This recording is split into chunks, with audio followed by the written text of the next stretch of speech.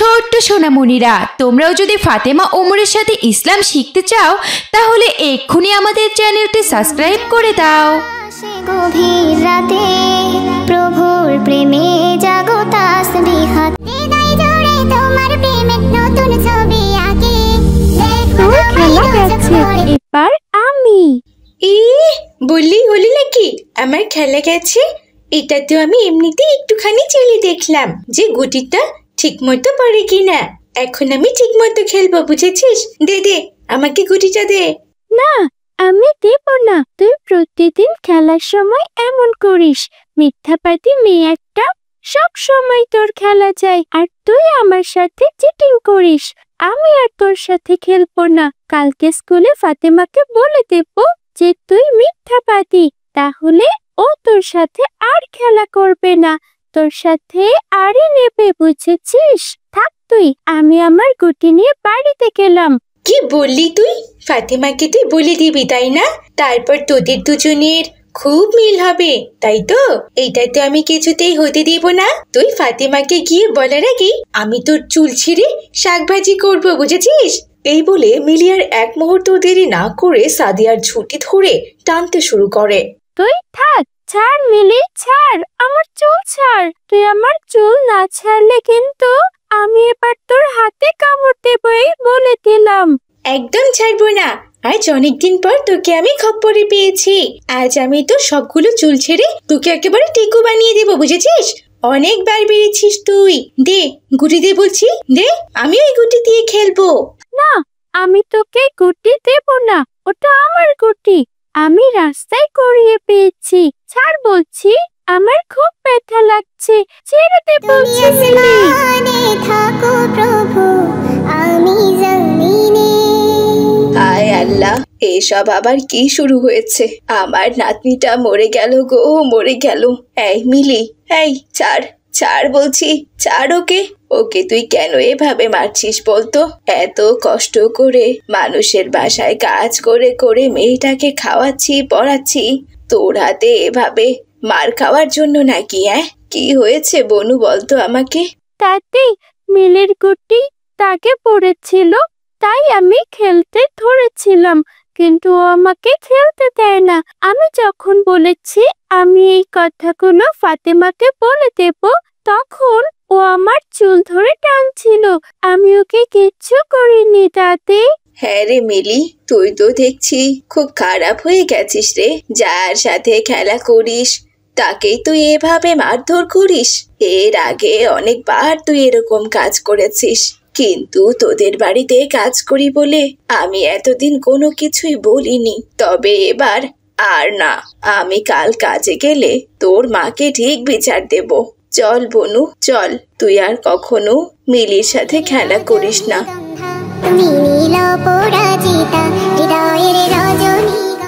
আমি তো বাড়িতে পুতুল নিয়ে খেলছিলাম দাদি, ওই তো আমাকে এসে দেখে নিয়ে গেল। কেমন পাজি একটা মেয়ে, নিজে ডেকে নিয়ে গেল আর নিজেই চিটিং করে আমাকে ধরে মারলো। আমি আর ওর সাথে খেলবো না। আচ্ছা দাদি, তোমার হাতে এটা কিসের বক্স? এটা এটা হচ্ছে মিষ্টির বক্স রে।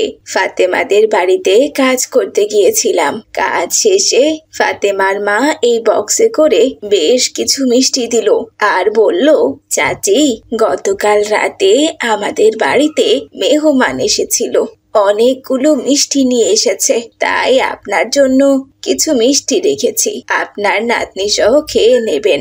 মিষ্টি? মিষ্টি খেতে তো আমার খুব ভালো লাগে দাদি।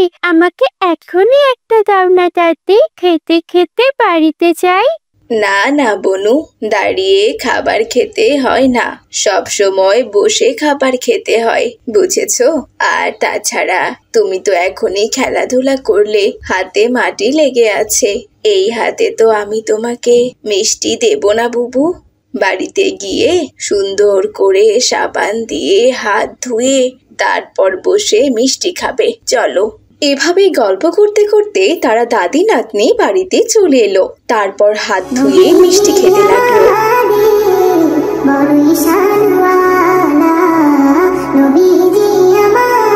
আচ্ছা দাদি, তুমি তো মিলিদের বাড়িতেও যাও, ওদের বাড়ি থেকে খাবার দিলে আমার জন্য তুমি নিয়ে আসতে পারো না? হায় হায় রে বুবু, কার কথা কাকে বললি? মিলির মা জীবনে আমাকে কিছু খেতে দেয় নাকি বলতো? যদিও বা দেয়, সেই খাবার আর খাওয়ার মতো নয়। তাই আমি কোনোদিনও ওদের বাড়ির কিছু নেই না, কারণ আমি খুব ভালো করেই জানি ওরা ভালো কিছু জীবনেও খেতে দেবে না। আর মিলিদের বাড়িতে কাজ করতে আমার একেবারেই ভালো লাগে না। ওদের অনেকগুলো রুম, এতগুলো রুম ঝাড়ু দিতে মুছতে প্রায় 3 ঘন্টা লেগে যায়। ঝাড়ু দেওয়া মোছার জন্য মিলির মা মাত্র 1500 টাকা দেয়। তার উপর আবার বাড়তি কাজও করিয়ে নেয়। গতকাল মিলির মাকে বললাম, মা, অন্য বাসায় ঘর ঝাড়ু দেওয়া মোছা সব মিলিয়ে 2000 করে দেয়। সেই তুলনায় তোমাদের বাড়িতে 2টা রুম বেশি, অন্তত 500 টাকা বাড়িয়ে দাও। তখন উনি বলল 1 টাকাও বাড়াতে পারবে না, অথচ প্রতিদিন ওদের বাড়িতে গেলে 3 ঘন্টার আগে আমার কাজই শেষ হয় না। এতগুলো ঘর মোছা ঝাড়ু দেওয়া অনেক সময় লাগে। তার উপর আবার আমার থেকে তরকারি কাটিয়ে নেয়, সুযোগ পেলে মাছও কাটিয়ে নেয়। আজকে আবার দেখি কাপড় ভিজিয়ে রেখেছে, আমাকে বলল, খালা একটু ধুয়ে দিয়েন। আমি বলেছি, না মা, আমি পারবো না বাপু, তুমি আমাকে এক কাজের জন্য রেখেছো, আর একটা কাজেরই বেতন দাও। তাহলে প্রতিদিন এতগুলো বাড়তি কাজ আমার দ্বারাই কেন করিয়ে নাও বলো তো? এই কথা বলে আমি চলে এসেছি। কি বলছো দাদি? নার্গিস আন্টি তো তাহলে খুবই খারাপ, তোমার দ্বারা এত খাটিয়ে নেয়। তুমি ওই বাড়ির কাজ ছেড়ে দিও দাদি, ওনারা কোনোদিনও ভালো হবে না। তুমি শুধু রাব্বি ভাইয়া আর ওমর ভাইয়াদের বাড়িতেই কাজ করো। এমনিতেও আর বেশি কাজ করতে পারবো না রে বনু। এই দেখ, সারাদিন পানির কাজ করতে করতে হাতে আমার ঘা হয়ে গেছে রে। দেখ দেখ। কই দেখি তো। হায় আল্লাহ, তোমার হাতের এ কি অবস্থা হয়েছে দাদি? চলো এখনই ডাক্তার আন্টির কাছে চলো। মধুর বাণী আমি যখনই শুনি আমার আসসালামু আলাইকুম খালা, ভালো আছেন? ওয়ালাইকুম আসসালাম। হ্যাঁ মা, আলহামদুলিল্লাহ, আল্লাহ তাআলা ভালো রেখেছেন। তুমি ভালো আছো? জি খালা, আলহামদুলিল্লাহ। এই তো মা, আল্লাহ তো সুস্থ রেখেছেন, কিন্তু মানুষের বাসায় কাজ করতে করতে হাতের অবস্থা একেবারে খারাপ হয়ে গেছে। এই দেখো মা, দেখো আমার হাত দুটোতে এগুলো কি যেন উঠেছে। ফাতেমার মাকে হাত দেখিয়েছিলাম, উনি বলল বেশি পানির কাজ করা হয় বলে হাত এরকম সাদা হয়ে যায়। আর এই যে এগুলো ওঠে, দেখো দেখো। হ্যাঁ খালা, ফাতেমার মা ভাবি ঠিকই বলেছে। আপনি যে 3 বাসায় কাজ করেন, এতে তো সারাক্ষণ সাবান দিয়ে বাসন মাজতে হয়, কাপড় ধুতে হয়, আবার ঘরও মোছেন। এভাবে সারাদিন পানির কাজ করলে হাতের অবস্থা এরকম তো হবেই। যে কোনো 2টা বাসার কাজ বাদ দিয়ে দেন, তাহলে আপনার উপর চাপটা একটু কম পড়বে। না না মা, 3 বাসায় কাজ করে মাত্র 5000 টাকা পাই। এখন যদি 2 বাসার কাজ বাদ দেই, তাহলে হয়তো মাত্র 2000 টাকা পাবো। মাত্র 2000 টাকা দিয়ে কি আর 2জন মানুষের খাওয়া পড়ার খরচ চলে বলো তো? তাছাড়া নাতনিটা মাঝে মাঝে চকলেট, বিস্কুট, চানাচুর এগুলো খেতে চায়। নিজ হাত দিয়ে ছোট থেকে আমি ওকে মানুষ করলাম, কোনো কিছু চাইলে কলিজায় সয় না মা। সারাদিন মনে হয় মেয়েটাকে যে কিছু এনে দিলাম না, না জানি কার খাবার দেখে আবার চেয়ে থাকে। তাই সব সময় ঘরে 10-20 টাকা আমি ওর জন্য রেখে দেই মা। যদি এই কাজগুলো বাদ দেই, তাহলে হয়তো বা নাতনিটাকে আর কিচ্ছু কিনে দিতে পারবো না। আপনাকে তো আমি অনেকবার বলেছি, সত্যি আমার বড় ভাইয়ের কোনো বাচ্চা নেই, ওর একটা বাচ্চা নেওয়ার জন্য খুঁজছে। আপনি সাদিয়াকে দিয়ে দেন, তাহলেও ভালো খাবার খেতে পারবে, ভালো জায়গায় পড়াশোনা করতে পারবে, আর খুব ভালো থাকবে। না মা, নিজের হাত দিয়ে মেয়েটাকে 8টা বছর থেকে মানুষ করলাম। সারাটাক্ষণ দাদি দাদি করে ডাকতে থাকে। ওর বাপ মা তো দুজনের মতোই থাকে। বাচ্চাটার খোঁজ আর কেউ নেয় না। এই বাচ্চাটার জীবনে শুধু আমিই আছি। এখন তো ও বড় হয়েছে, আমাকে ছাড়া কোনো কিছুই বোঝে না, আর ওকে ছাড়া আমিও থাকতে পারি না।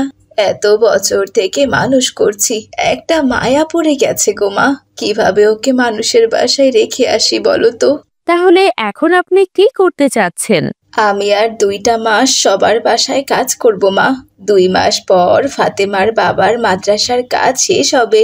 তখন ফাতেমা ওর বাবার মাদ্রাসায় পড়বে, আর আমিও ফাতেমার সাথে সাদিয়াকে ওই মাদ্রাসায় পড়াবো।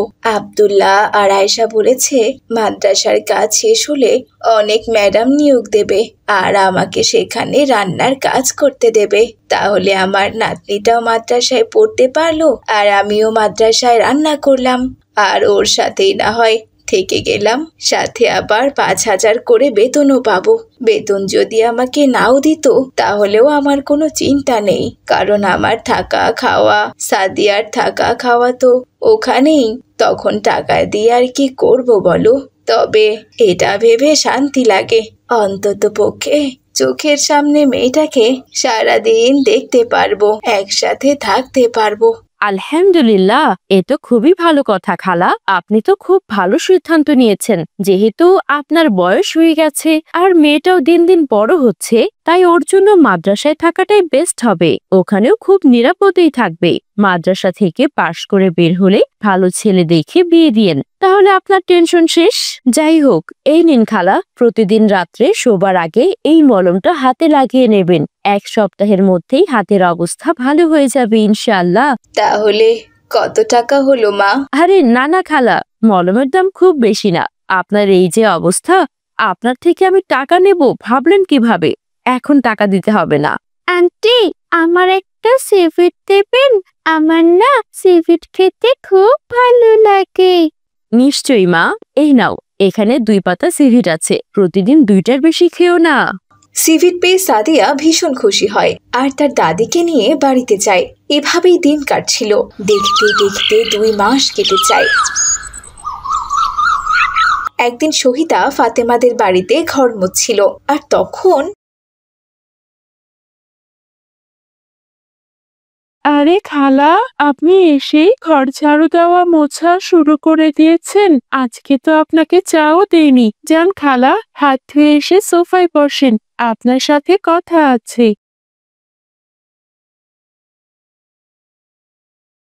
তুমি কি কথা ভাবছো মা, বলো তো? এই নিন খালা, চা আর বিস্কুট। গতকালকে ফাতেমার বাবার মাদ্রাসা কমপ্লিট হয়েছে। পরশুদিন মাদ্রাসা চালু হবে, আর পরশুদিন থেকেই ফাতেমা আর সাদিয়া একসাথে মাদ্রাসায় যাবে। কালকের দিনটা আপনি রেস্টে থাকবেন, কেমন? কারণ মাদ্রাসা চালু হলে তো সবার রান্না বান্না আপনাকেই করতে হবে। আপনার উপর অনেক ধকল যাবে। তবে হ্যাঁ, আমি আপনাকে সাহায্য করার জন্য একজন মহিলাকে রেখেছি। উনি আপনাকে সাহায্য করবেন। ওনার বেতন ধরেছি 3,000, আর আপনার বেতন ধরেছি 5,000। এতে আপনার কোনো আপত্তি নেই তো? না না মা, আমার নাতনি ওখানে ফ্রিতে পড়বে, ফ্রিতে খাবে, আমিও সেখানে রান্নার কাজ করব, আবার 3 বেলা খাবারও খাবো। এতে তো আমাদের খাবার খরচাটা বেঁচে যাচ্ছে। এটাই তো আমার জন্য অনেক বড় পাওয়া। তাছাড়া তোমরা আমার জন্য যে এতটা ভেবেছো, এতে আমার খুব খুশি লাগছে মা। আমার নিজের আত্মীয় স্বজনও আমার জন্য এতটা ভাবেনি মা। আল্লাহ তাআলা লাখ লাখ শুকরিয়া। অবশেষে আমি আমার নাতনিটাকে মাদ্রাসায় পড়াতে পারবো। আমার যে আজ মনের ইচ্ছা পূরণ হলো মা। আমি তোমাদের জন্য নামাজ পড়ে আল্লাহর কাছে দোয়া করব। দেখবে আব্দুল্লাহর মাদ্রাসা খুব ভালো চলবে, আর একদিন আব্দুল্লাহর মাদ্রাসায় ছাত্র ছাত্রী দিয়ে ভরে যাবে, কারণ তোমরা যে খুব ভালো মানুষ। এলাকার সবার দোয়া তোমাদের সাথে আছে। এভাবেই শহীদা খুশি হয়ে আয়েশা ও তার পরিবারের জন্য দোয়া করছিল। সেদিন থেকে শহীদা মিলিদের বাড়ির কাজ বাদ দিয়ে দেয়। এতে করে মিলির মা বেশ বিপদে পড়ে যায়, কারণ তার বাড়িতে কেউই কাজ করতে চাইতো না। আর কেনই বা কাজ করতে চাইবে? সেই এলাকার সবাই জানে মিলি এবং তার মায়ের ব্যবহার একদমই ভালো না। কেউ কাজ করতে না আসায় মিলির মাকে বাড়ির সমস্ত কাজ করতে হচ্ছিল। ওরে বাপরে বাপ, যা পানির পিপাসা পেয়েছে! ঘর ঝাড়ু দিতে আমার অবস্থা একেবারে খারাপ হয়ে যাচ্ছে। এই গরমের মধ্যে এত কাজ করা যায় নাকি? হ্যাঁ, এতগুলো ঘর মুছতে গেলে তো কমপক্ষে 1.5 ঘন্টা থেকে 2 ঘন্টা সময় লেগেই যাবে। এইবার আমি বুঝতে পারছি কেন সাদিয়ার দাদি টাকা বাড়িয়ে চেয়েছিল। আমার দ্বারা বাবা এসব ঘর ঝাড়ু দেওয়া মোছা একেবারে সম্ভব নয়।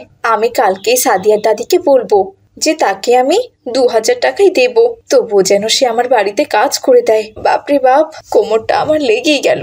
সেটা তো আর কখনোই সম্ভব নয় মা, কারণ সাদিয়ার দাদি ফাতেমাদের মাদ্রাসায় রান্নার কাজ করবে, ওখানে খাবে দাবে আর ঘুমাবে। ফাতেমার বাবা মা সাদিয়াকে ফ্রিতে মাদ্রাসায় পড়াবে। তারা বলেছেন যতদিন না সাদিয়ার বিয়ে শাদী হচ্ছে ততদিন পর্যন্ত সব দায়িত্ব আব্দুল্লাহ আঙ্কেল আর আয়েশা আন্টির। তার উপর সাদিয়ার দাদির বেতন ধরেছে 5000 টাকা, বুঝতে পারছো? এত সুযোগ সুবিধা পাওয়ার পর কি আর আমাদের বাড়িতে উনি কাজ করতে আসবে? কখনোই আসবেন না। আর তাছাড়া তোমার ব্যবহার একদম ভালো না, তুমি মানুষকে দিয়ে বেশি বেশি কাজ করাও, এজন্যই তো আমাদের বাড়িতে কেউ কাজ করতেই আসে না। যাই হোক, আমি তোমাকে একটা কথা বলতে এসেছিলাম মা, আর সেটা হচ্ছে আমার সব বান্ধবীরা ফাতেমাদের মহিলা মাদ্রাসায় ভর্তি হয়েছে, আর আমার ক্লাসের সব ছেলেরাও ফাতেমাদের পুরুষ মাদ্রাসায় ভর্তি হয়েছে, বুঝেছো? এখন আমি একাই রয়ে গেলাম, তাই আমিও চাই ফাতেমাদের সাথে ওদের মাদ্রাসায় ভর্তি হতে। তুমি কি বলো? আমি আর কি বলবো? হ্যাঁ, আচ্ছা আচ্ছা ঠিক আছে, কালকে তোর বাবা ভর্তি করিয়ে দেবে। এখন তুই বাইরে যা, আমি কাজ করব। সারা বছর মানুষের দ্বারা বেশি বেশি কাজ করিয়ে নিত, কখনো মানুষের কষ্টের কথা ভাবতোই না। আর যেই না আজকে নিজে একটু কাজ করতে ধরেছে অমনি একদম চিল্লাচিল্লি করে বাড়ি মাথায় উঠিয়ে দিয়েছে। এখন আবার আমাকে বাইরে বের করে দিল। আমি এখন একা একা এখানে কি করব? আরে আরে, ওই তো সাদিয়া একা একা কিটকিট খেলছে। আমি যাই, গিয়ে ওকে সরি বলে আসি। সেদিন ওকে ওভাবে মারধর করাটা আমার একদম উচিত হয়নি। এরপর মিলি সাদিয়ার কাছে যায় আর তার কাছ থেকে ক্ষমা চেয়ে নেয়। সাদিয়া খুশি হয়ে মিলিকে ক্ষমা করে দেয় এবং জড়িয়ে ধরে। এরপর থেকে তাদের মধ্যে অনেক ভালো বন্ধুত্ব হয়ে যায় আর তারা 3 বান্ধবী একসাথে মাদ্রাসায় পড়তে শুরু করে এবং নিজেদের নফসকে বিশুদ্ধ করে নেয়।